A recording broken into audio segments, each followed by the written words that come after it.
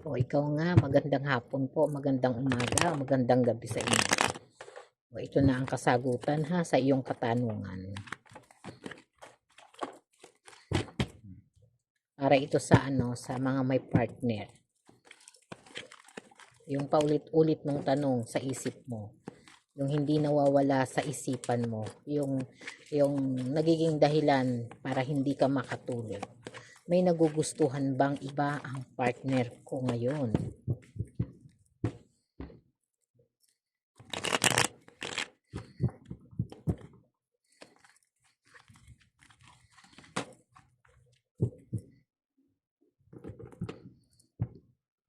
Welcome mga kamamay. Ito na po ang inyong reading.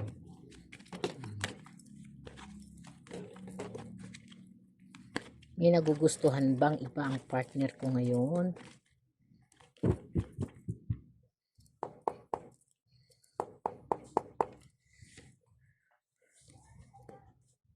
Ace of Cups.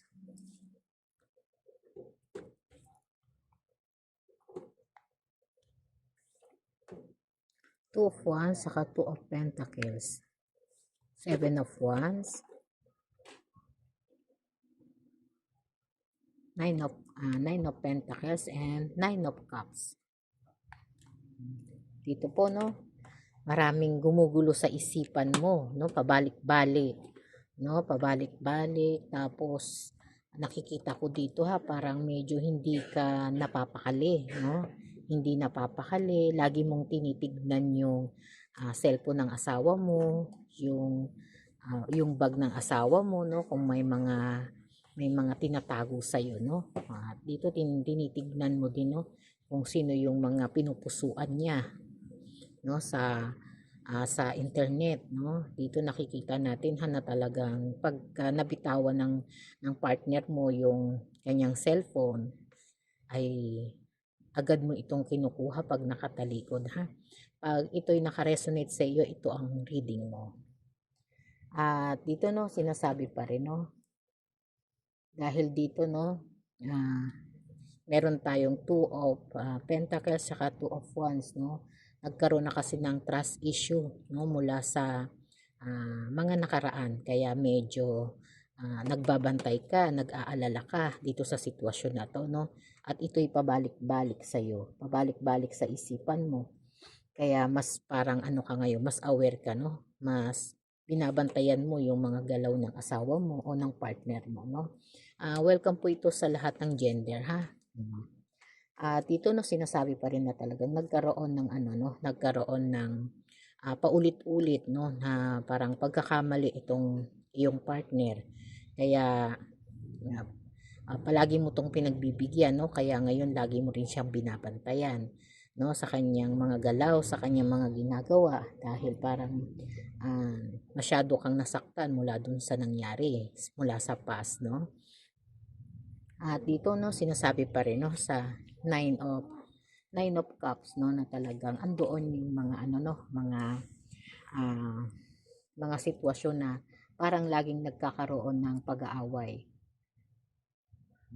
At dito no, sinasabi pa rin ha na mayroon kang matatanggap ha na mga balita no, may matatanggap ka o may makikita kang katotohanan no diyan sa mga ginagawa mo ha, sa mga hinahanap mo no. Siguro one of this day may makikita ka na po no na resulta diyan sa iyong pag-iimbestiga no. Sinasabi nga po dito na talagang andoon yung mga duda mo no, pero itong partner mo no, marunong din po ito sa negosyo no.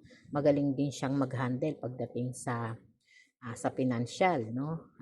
Magaling din siyang magplano o gumawa ng mga ideya no para sa ikauunlad o ipagkakaroon ng kapayapaan o sa pagsasama ninyo. O ito yung mga sitwasyon na parang may malalaman ka no, may madidiscover ka dito sa mga hinala mo no, o kung may nagugustuhan bang iba ang partner mo no, na dito talagang ito yung mga sitwasyon na talagang parang ang lakas na rin ng kutob mo no. At iyan yung mga sitwasyon na yan ha.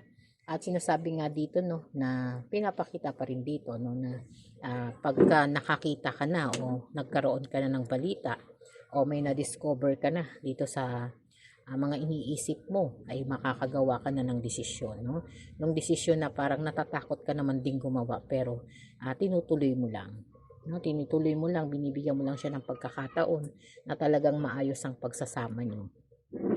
No, pero puro sakit na talaga itong nararanasan mo. Dito na sinasabi pa rin no na talagang andoon yung ano no, andoon yung mga parang paulit-ulit na sama ng loob, paulit-ulit na sakit no na talagang ikaw mismo nahihiya ka na sa sarili mo dahil doon sa mga nangyayari no at saka dito talagang makikita mo na talagang bantay sa lakay ngayon ng partner mo doon sa mga ginagawa niya no kahit umaalis siya ng bahay no ay parang sinusundan-sundan mo din no sinusundan-sundan mo at nakikibalita ka doon sa mga nasa paligid niya no kung siya may nagugustuhan bang iba no at ito sinasabi pa rin no na dito sa nine of Pentacles no na pinapakita pa rin dito na gusto mo magkaroon ng kalinawan no pero dito sa Nine of Pentacles no na nakikita na talagang parang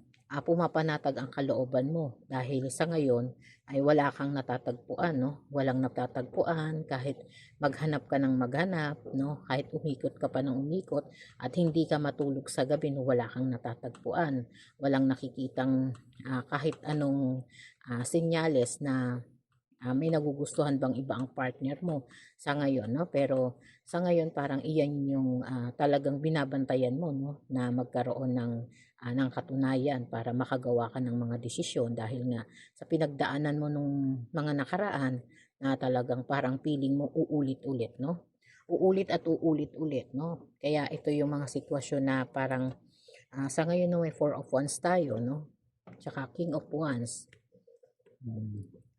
Na dito no nakikita natin ha na si Emperor no parang yung partner mo ay talaga namang hindi siya parang masaya dun sa nangyayari no si Emperor ay parang nag-aalala po no parang nag-aalala nahihiya no parang sumasakit na rin yung ulo niya dun sa pagdududa mong paulit-ulit no yung pagdududang paulit-ulit mga tanong no ay nalalaman niya tsaka yung mga ginagawa mong pag-iimbestiga no sa kanyang cellphone, no, sa kanyang mga bag, nalalaman po ng iyong partner yan ha.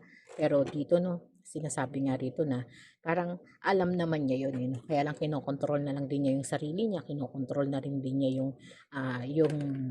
yung emosyon niya para hindi na lang din kayo magkaroon ng pagtatalo kasi alam naman niya na may pagkakamali po siya no at dito ginagawa niya po yung paraan para magkaroon ka ng tiwala no at magkaroon ng magandang resulta ang pagsasama ninyo at sinasabi naman niya sa iyo ang lahat no at sa ngayon no parang wala naman tayong nakikita na mga kalokohang gagawin niya pero talagang andoon yung pagdududa mo no dahil nga siguro sa nakaraan no kaya sinasabi pa rin dito no dito sa may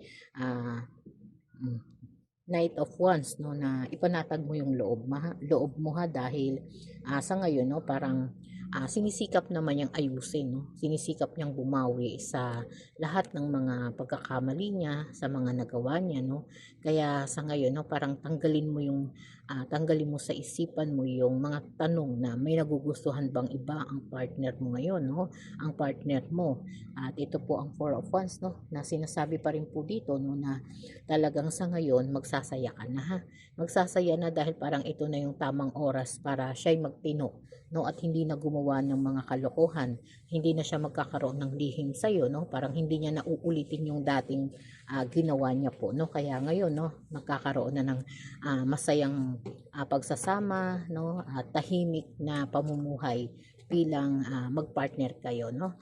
Talagang gumagawa din naman siya ng paraan para hindi ka rin magalit sa kanya no at ginagawa niyang mas maayos ang buhay niyo no sa ngayon no dahil alam niyang nagkamali po siya nung una kaya ngayon na ito na sinasabi ko sa iyo ha na sa tanong mo na may nagugustuhan bang iba ang partner ko ngayon wala po ha wala po kumbaga ito na yung pagkakataon para magbigay ka ng tiwala sa kanya para maging masaya po ang pagsasama ninyo, no? Para hindi ka na rin masyadong nag-iisip, no? Hindi na rin masyadong natatakot, kinakabahan, no? Kaya sa ngayon ipanatag mo yung kalooban mo ha, kasi wala po siyang nagugustuhang iba. Kumbaga ito yung panahon para bumawi siya sa iyo, no? At iyon lang po, no? Marami pong salamat.